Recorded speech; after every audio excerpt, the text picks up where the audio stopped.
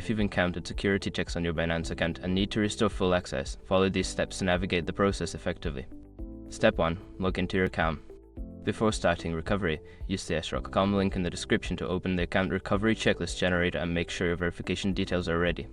Step 2. Complete identity verification. Once logged in, navigate to the verification section of your account settings. You may need to provide identification documents such as a government-issued ID or passport to confirm your identity. Step 3. Enable two-factor authentication. To enhance your account security, enable two-factor authentication 2FA if it is not already set up. This usually involves linking your account to an authentication app or receiving SMS codes. Step 4. Review security notifications.